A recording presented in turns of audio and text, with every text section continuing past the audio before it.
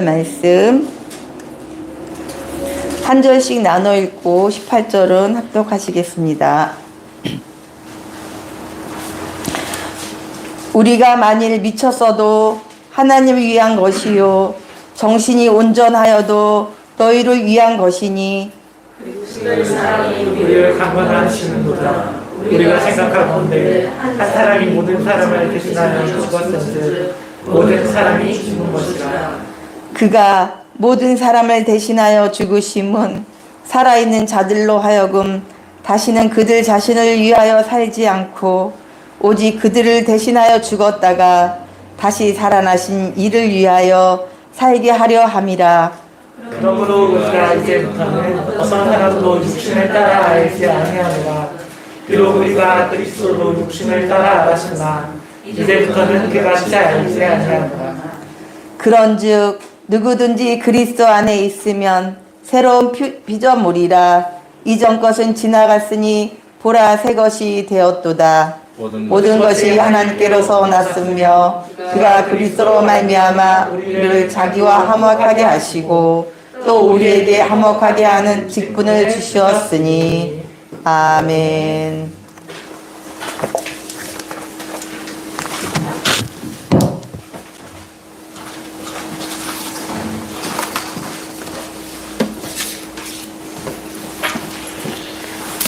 네, 우리 교제하는 시간입니다. 옆에 분하고 인사하겠습니다. 반갑습니다. 반갑습니다. 잘 오셨습니다. 사랑합니다. 축복합니다. 네, 우리 형제와 함께 사는 거 하겠습니다.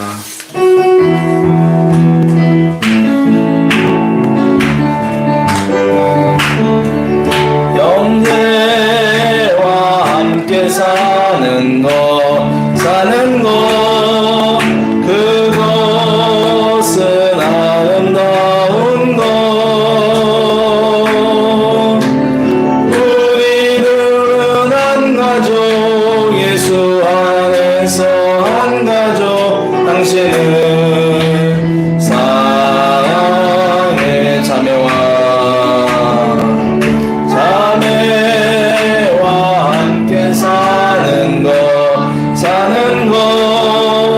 그것은 아름다운 것.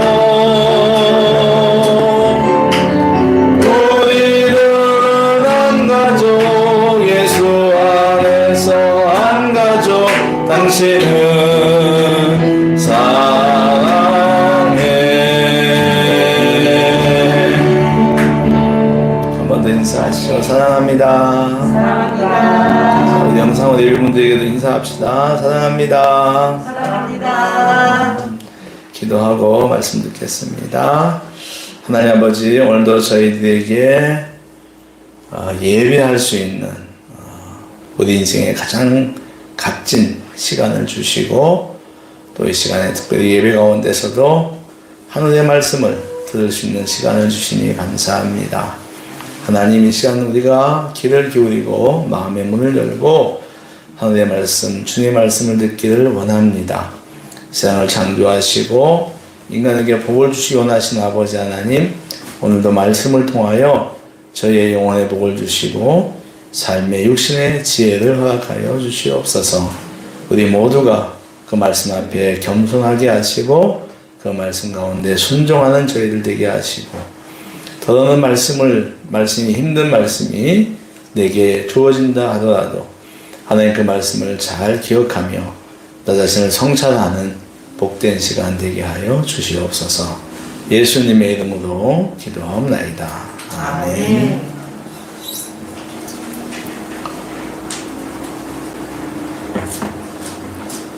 할렐루야. 하나님께서 이 시간도 우리에게 말씀과 성령으로 은혜를 주실 줄 믿습니다.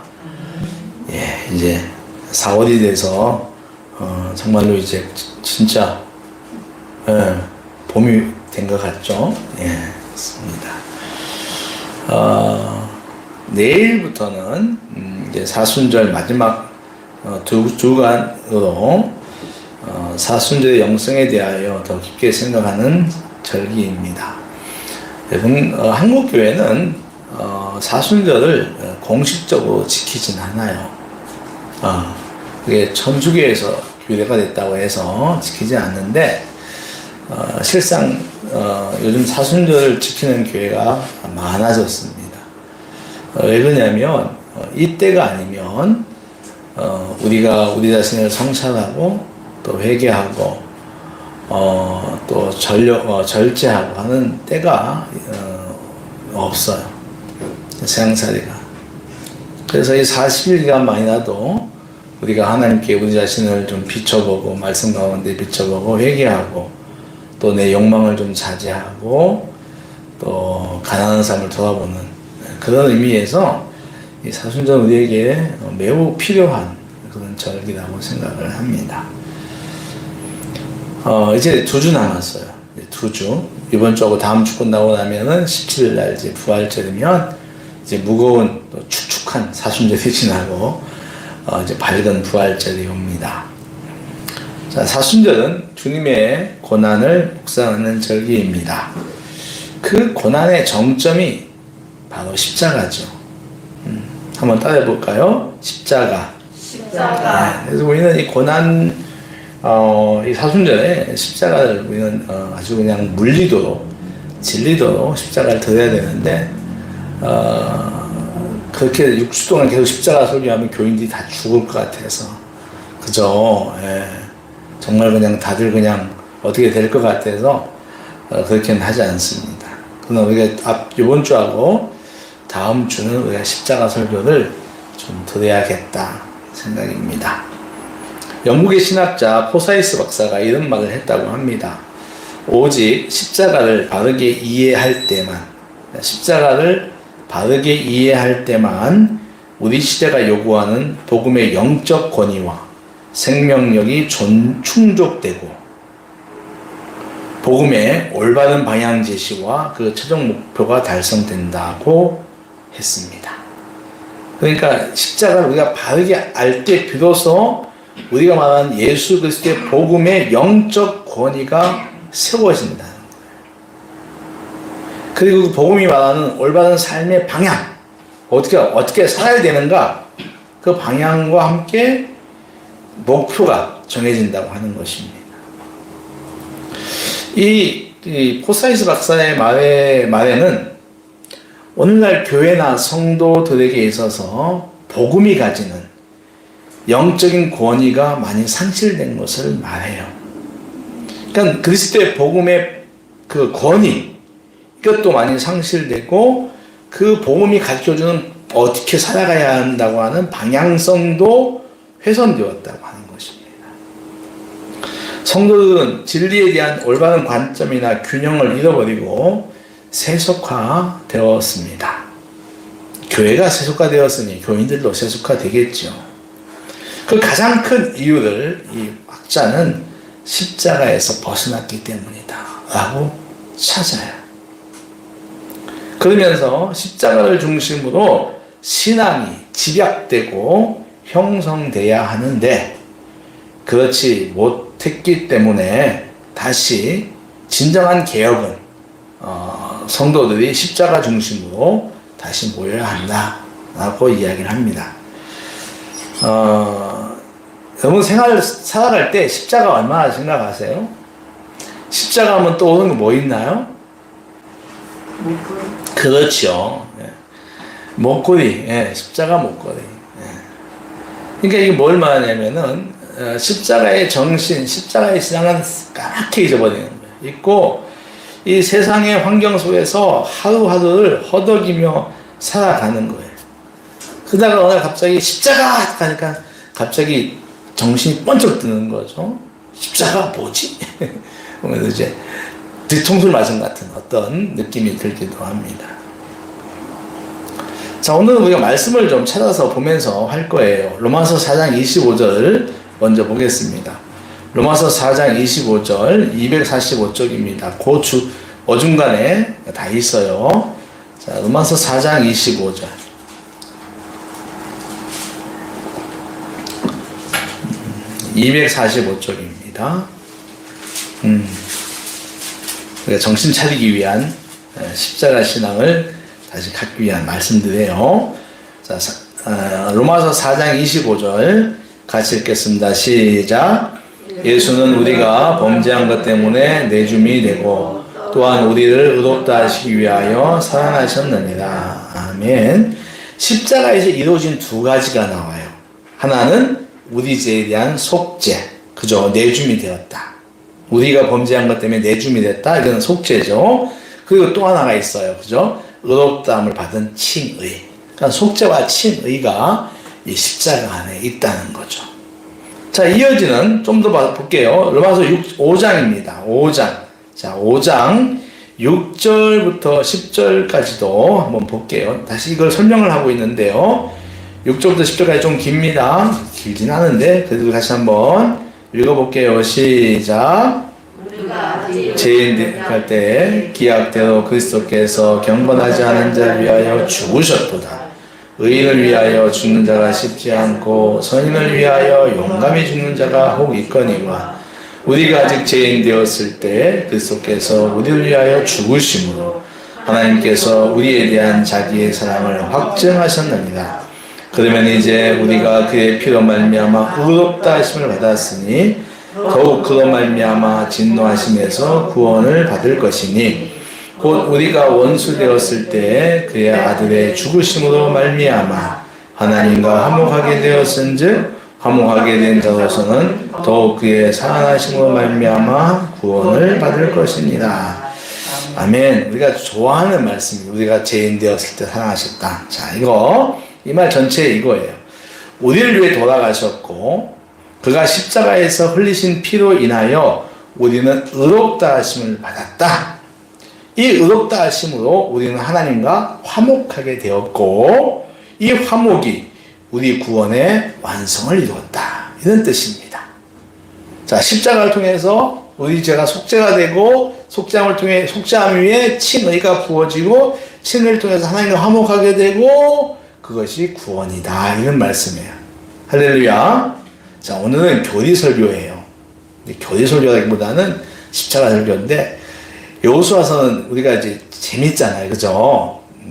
그래서 이제 강해 설교인데 오늘은 강해 설교가 아니라 주제 설교라서 여러분들이 조금 어려울 수도 있어요. 그러나 잘 들으시면 굉장히 유익이 있습니다. 이 구절에서 주님의 십자가는 죄인들은 누굴 말하죠? 저와 여러분 얘기하는 거예요. 죄인들을 위한 대속의 죽음이었고 그 십자가가 그리고 일종에서 하나님과 화목을 이루고 그죠? 그리고 인류를 구원하셨다. 이런 이야기입니다.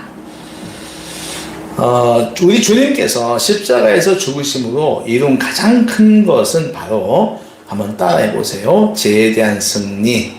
죄에 대한 승리. 이 누구 죄에 대한 승리인가요? 우리 죄. 우리 죄에 대한 승리. 그러니까 말하면 우리 죄 문제가 해결되었다. 십자가에서. 로마서 6장에는 이렇게 말해요. 그런즉 우리가 무슨 말을 하리요? 은혜를 더하게 하려고 죄에 거하겠느냐? 그럴 수 없느니라. 죄에 대하여 죽은 우리가 어찌 그 가운데 더 살리요?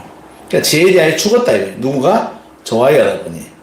그러니까 뭐냐면 우리 죄가 그리스도께서 우리 죄를 속죄하셨다. 대신 죽으셨다는 거예요. 여러분 신앙생활 하신 지 얼마 되셨습니까? 자, 신앙생활 할 때 제일 먼저 이게 교회 다니기 시작하면 제일 먼저 이렇게 교회 딱 또 우리가 이제 우리한테 새로운 개념이 하나 들어오는데 그게 바로 죄라고 하는 거예요. 죄. 여러분 우리가 신앙생활하기 전에는 교회 나오기 전에는 죄가 뭔지 잘 모르잖아요.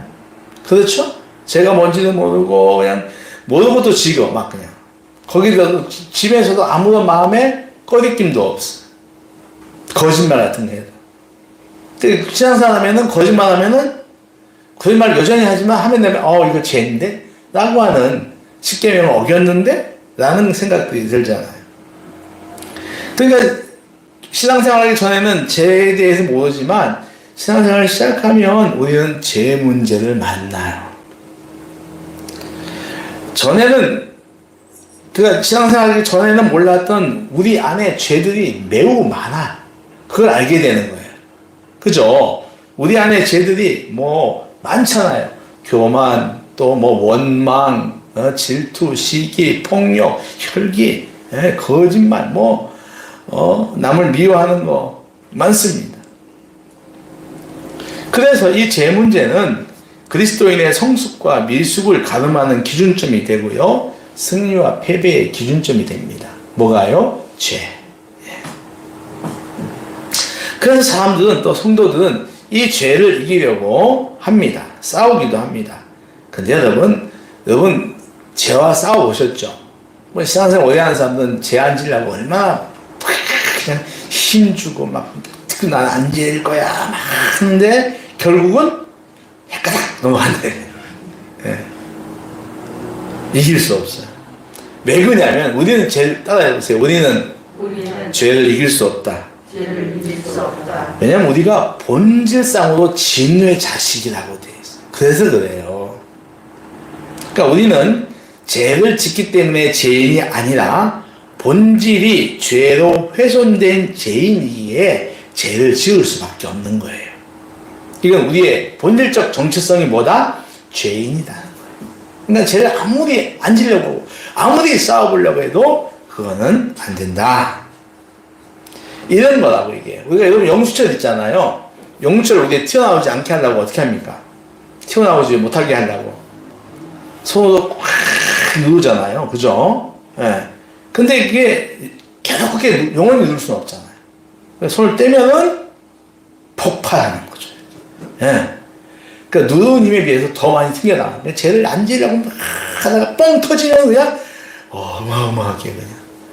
그 뭐죠? 저기 우리 다이어트 하다가 갑자기 요요 나오면은 그 전보다 더 많이 먹는 거죠. 은채씨, 그죠? 아니래요, 은채는.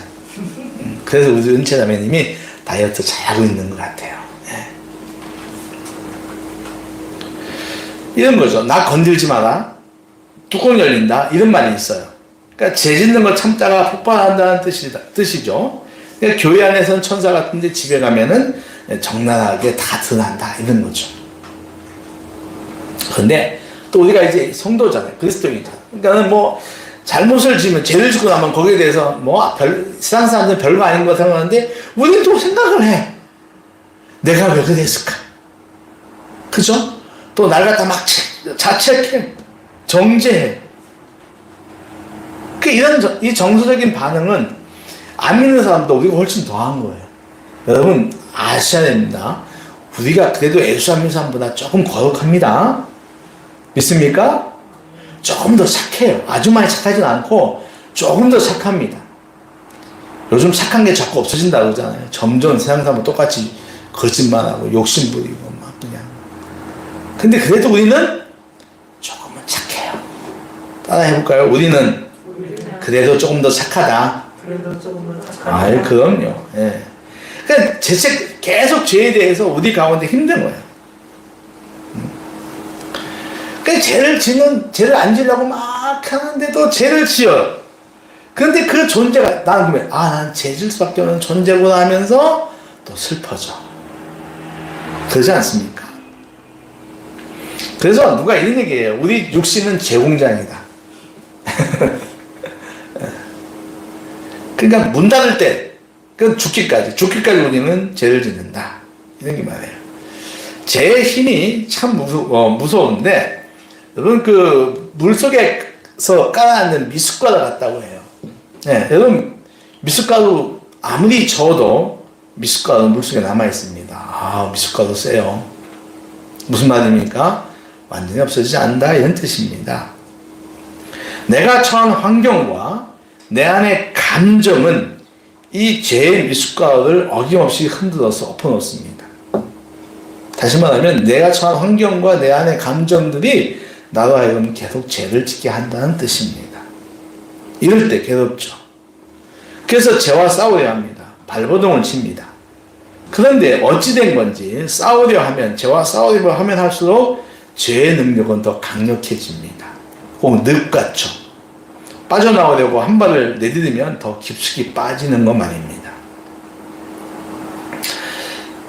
바울은 로마서 7장에서 굉장히 여기에 대해 처절하게 고백합니다. 7장 우리 19절부터 24절 한번 읽어볼게요.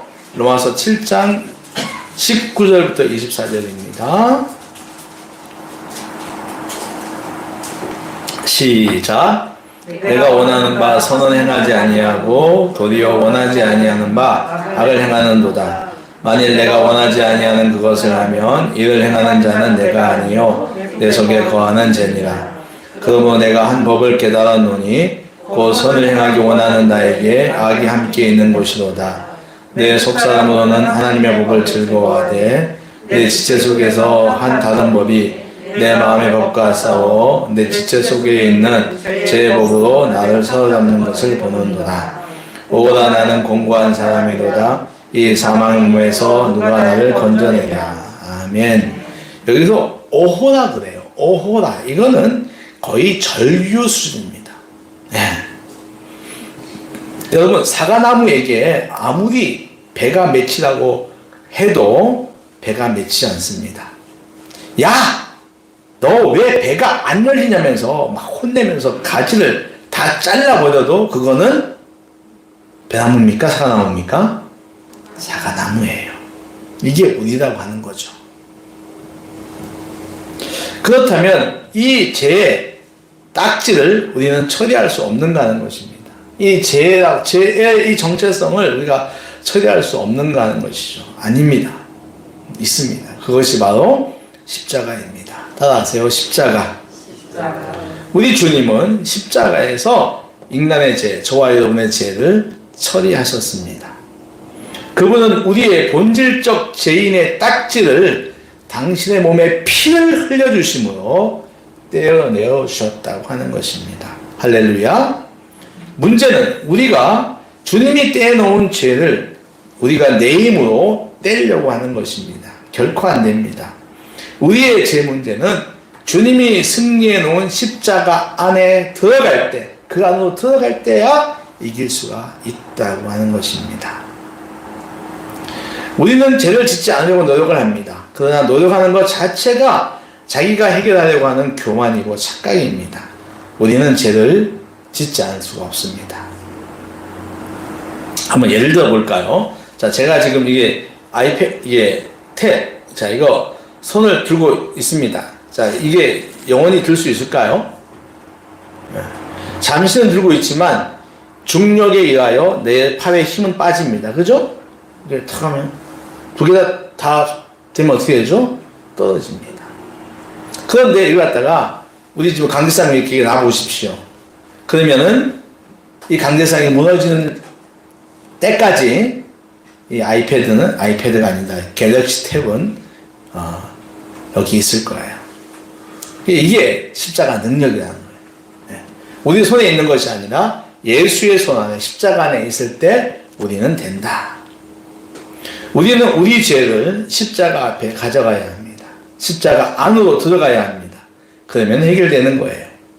로마서 6장 10절에는 우리 주님이 아주 겹겹이 단단하게 쌓여져 있는 죄의 성을 당신이 죽으심으로 단번에 무너뜨렸다라고 말합니다.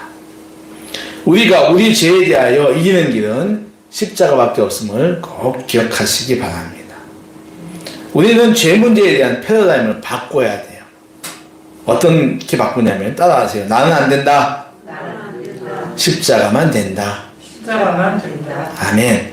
꼭 기억하세요. 내가 짓고 있는 불신, 불순종, 교만, 원망, 혈기, 고집, 쾌락, 게으름, 폭력, 미움, 속임, 시기, 질투, 편가르기, 모든 죄를 우리는 이길 수가 없어요. 십자가 앞으로 가져가야 됩니다.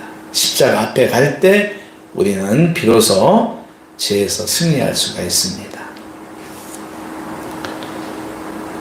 이 십자가는 우리 안에 있는 이 죄 문제, 그러니까 당신의 대속을 통해서 우리의 죄 문제를 해결하심으로 말미암아 성도의 인격을 전반적으로 향상시켜 나갑니다.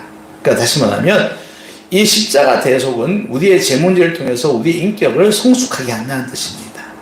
우리의 인격을 변화시켜 나간다고 하는 것입니다.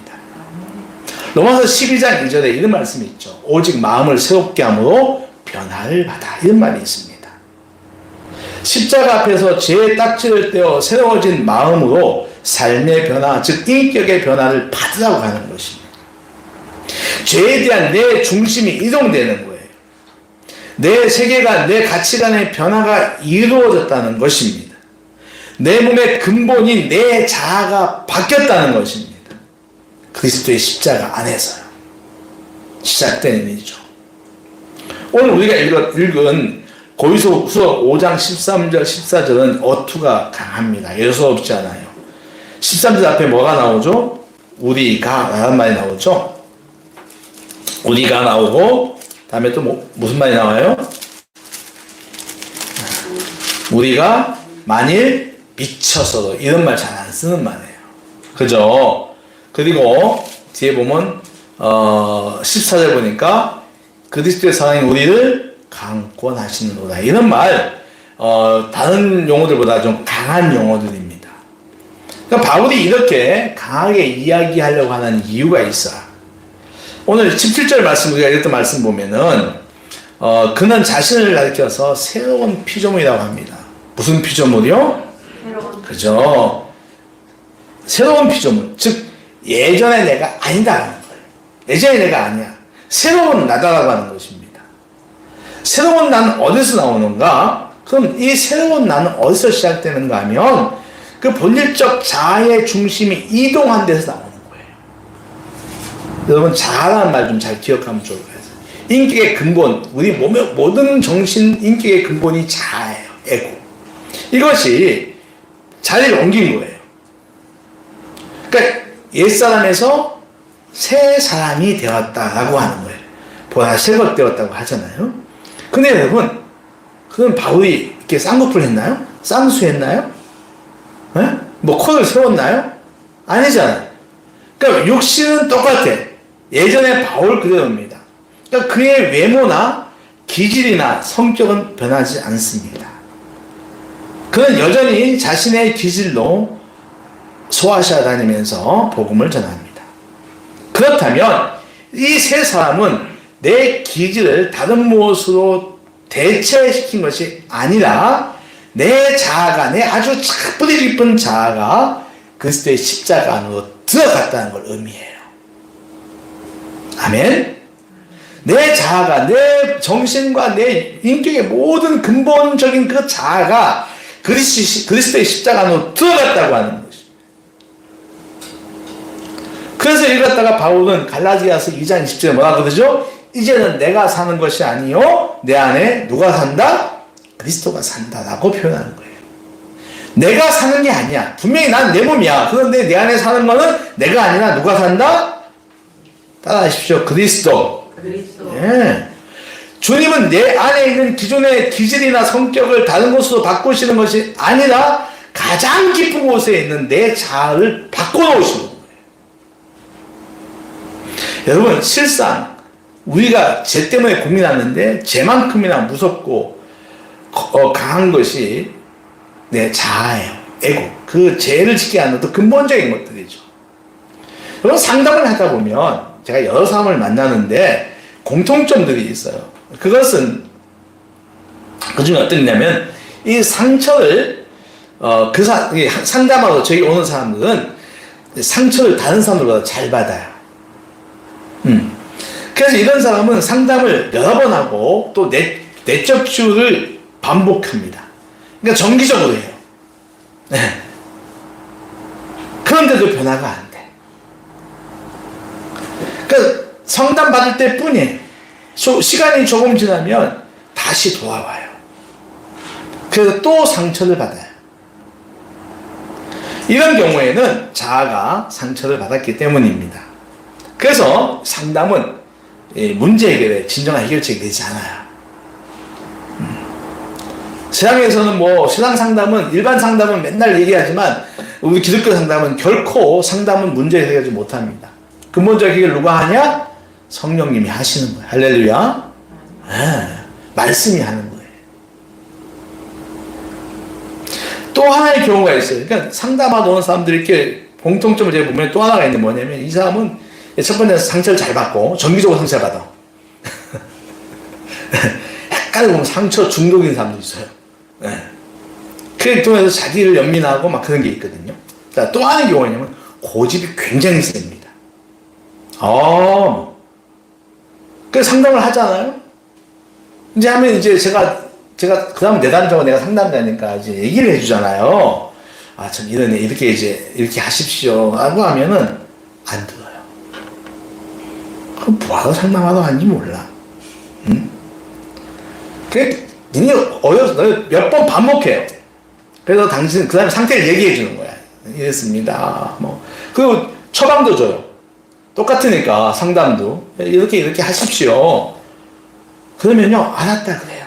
알았어요, 목사님. 근데 다음에 오면 그대로야. 똑같은 거야. 상처를 받는 거하고 고집 있는 거하고 똑같은 것 같아요. 무슨 말이냐면은 자기 생각을 바꾸기 싫은 거예요.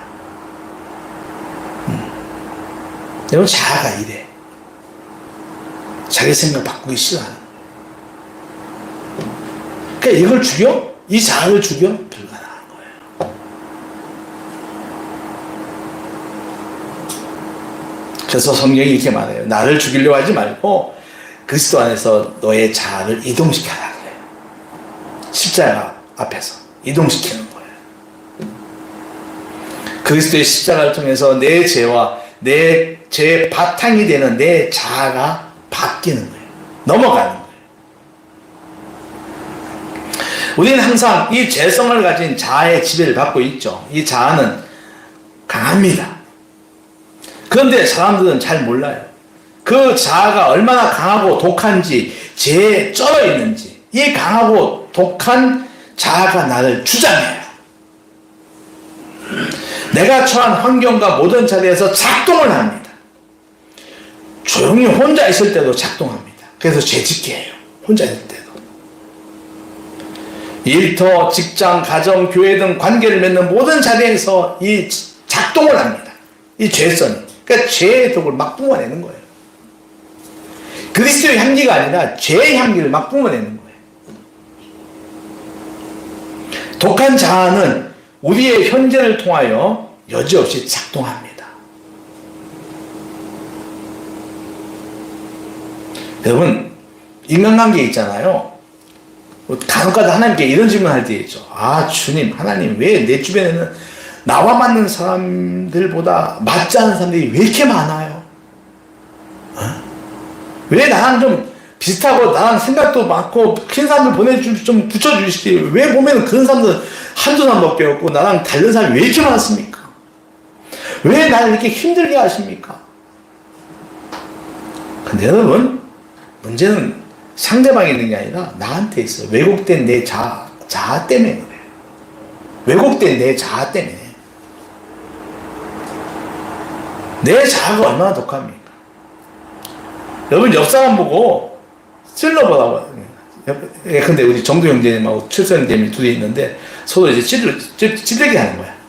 옆구리 찌르기. 얼마나 참을까요, 둘이가?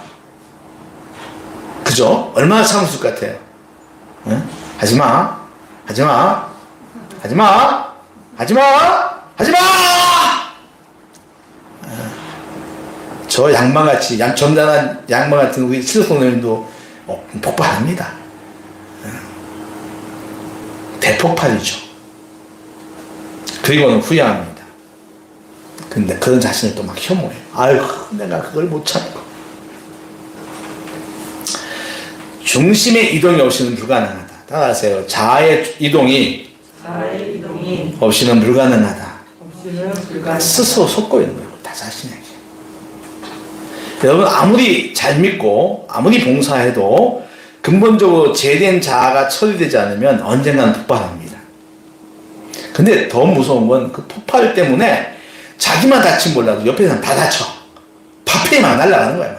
슉 날아가가지고 옆에 있는 사람들 다 아프게 하죠. 그래서 내 죄의 악한 자아의 뿌리는 사자보다 강하고 뱀보다 간사하다는 거예요. 바꾸려 해도 안 돼요.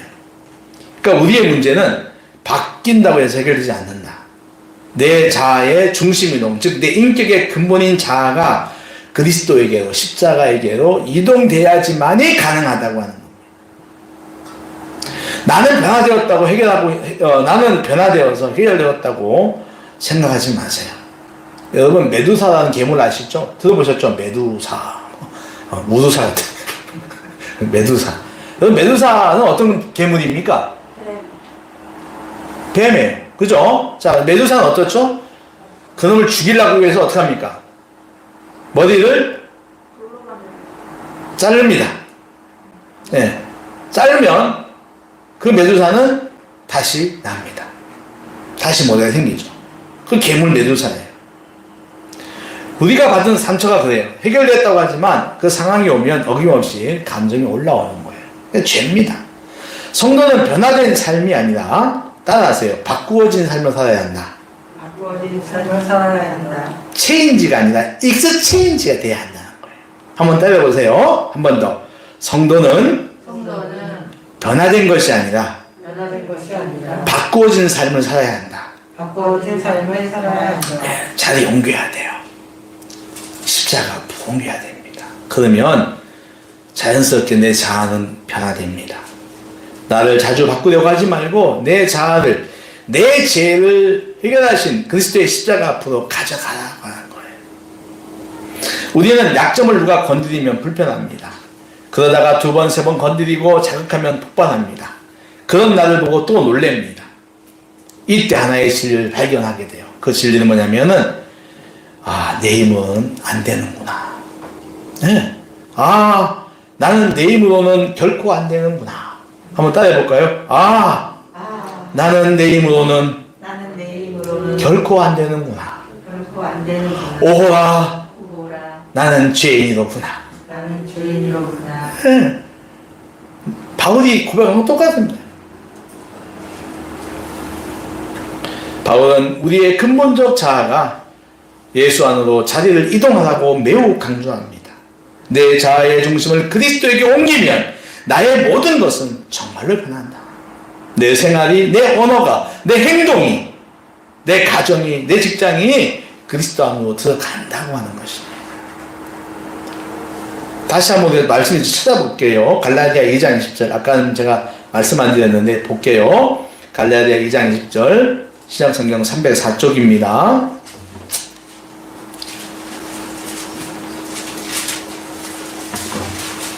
갈라디아서 2장 20절 304쪽이에요. 신약성경 같이 읽겠습니다. 시작.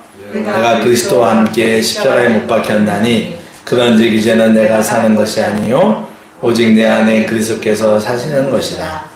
이제 내가 육체 가운데 사는 것은 나를 사랑하사 나를 위하여 자기 자신을 버리신 하나님의 아들을 믿는 믿음 안에서 사는 것이라. 아멘. 내가 그리스도에게 십자가 못 박혔어. 그러니까 내 자아가 죽었다는 거예요. 근데 그러니까 이제 내가 사는 것이 아니라 내 안에 누가 사는 것이다? 그리스도가 사는 것이다.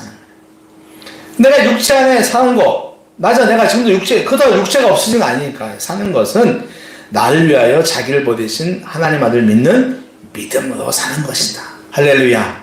아멘. 할렐루야. 예. 그리스도와 함께 못 박은 내 죄 자아 안에 새 인격, 그리스도의 인격이 들어온다는 것입니다. 이게 신앙생활이에요. 이것이 우리의 신앙의 핵심입니다. 그러면 신앙생활은 자연히 변화해요. 예배가 바뀌고, 기도가 바뀌고, 사귐이, 교제가 바뀌고, 드리는 생활도 바뀌고, 봉사, 전도 등 모든 것이 물 흐르듯이 변화한다는 것입니다. 오늘 13절 말씀에 우리는 믿었다라고 하는 말 하잖아요. 이거는 너희가 생각하는 것처럼 나의 옛사람이, 옛날 사람이, 바울의 옛날 사람이 미친 것이 아니야. 옛사람은 나와 남을 끝없이 비교하고 정죄합니다. 모든 것이 내 중심이에요. 신앙생활마저도 옛사람은 그렇습니다. 근데 이건 신앙생활이 아니라 우리는 종교생활이라고 그래요. 여러분, 종교생활하고 신앙생활은 다릅니다. 종교생활은 교회만 왔다 갔다 하는 거예요. 그냥 예배도 그냥 드리고, 예, 그냥 헌금도 하고 봉사도 하고, 예수가 없는, 십자가가 없는 게 이게 종교생활이에요. 근데 성경은 우리에게 그런 거 하지 말라는 거예요. 신앙생활 하라는 거예요. 그런데 주님의 사랑이 나를 감고 나는 거예요. 나를 감고 나는, 여러분, 관건이 뭡니까? 강력하게 흔든다는 거예요.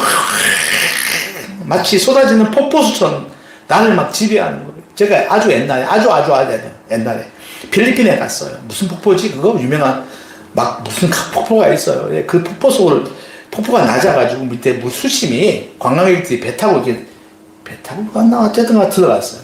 들어가서 이제 그 밑에 서 있는 거예요. 폭포 밑에. 근데 그게 나이아가라나 그런 건 아닙니다. 근데 하여튼 관광으로 꽤 유명한 폭포가 있어요. 팍상한 폭포 기억났습니다. 예. 그 밑에 있으니까 물이 떨어지는데 머리 위로 우와 목욕탕에서 맞는 거하고는 질적으로 다르지. 예.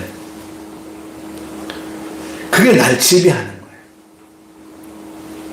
그럼 이 주님의 이 폭포수 같은 사람이 어디서 나타나는가? 오늘 14절 우리 읽었던 본문 말씀 5장 14절 하반에 보니까 한 사람이 모든 사람을 대신하여 죽었은즉 모든 사람이 죽은 것이로다.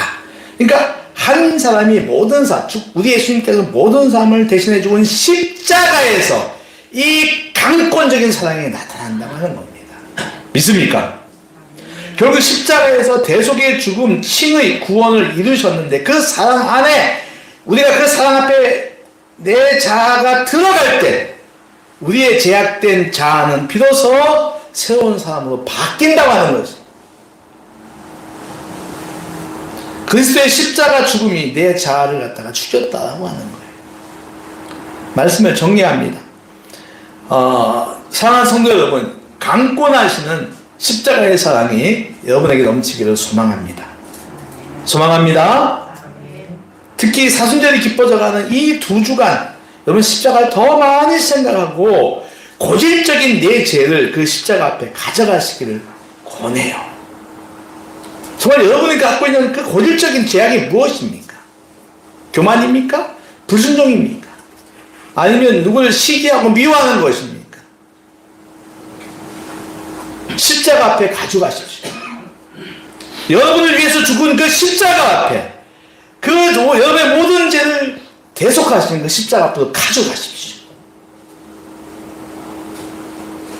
그 십자가의 사랑이 우리의 근본적 된 죄들을 해결하고 그 자리를, 우리를 그리스도 안으로 옮겨주실 것입니다. 그런 은혜가 이 2주간에 있기를 주의 이름으로 축원합니다. 축원합니다. 네, 기도합시다. 하나님 아버지, 오늘 우리에게 신앙의 가장 근본적, 우리 삶의, 우리 존재의 가장 근본적인 죄에 대하여 말씀해 주시고 또 우리 신앙의 핵심인 십자가에 대하여 말씀해 주신 것 감사합니다. 우리는 신앙사회 속에서 십자가를 지며 살아갈 때가 참 많이 있습니다. 그러나 우리를 구원한 것은 예수의 십자가였습니다. 하나님, 우리가 다시 한번 십자가에 담겨있는 하나님의 강권적 사랑을 우리가 기억하고 우리 죄를 위해 죽으셨던 그리스도의 그 강권적인 사랑을 기억하며 아버지, 남은 2주간 우리의 죄를 그리스도의 십자가 앞으로 가져가는 저희들 되게 하여 주시옵소서. 그래서 아버지 하나님, 우리가 우리의 자아가 자리를 이동하여 그리스도 안으로 들어가서 이제는 내가 사는 것이 아니요 그리스도를 믿는 믿음 안에서 내가 사는 것이다, 예수가 사는 것이다 라고 고백하는 그런 아버지 은혜의 절기 되게 하여 주시옵소서. 예수님의 이름으로 기도하옵나이다. 아멘. 150장 사는 거 하겠습니다.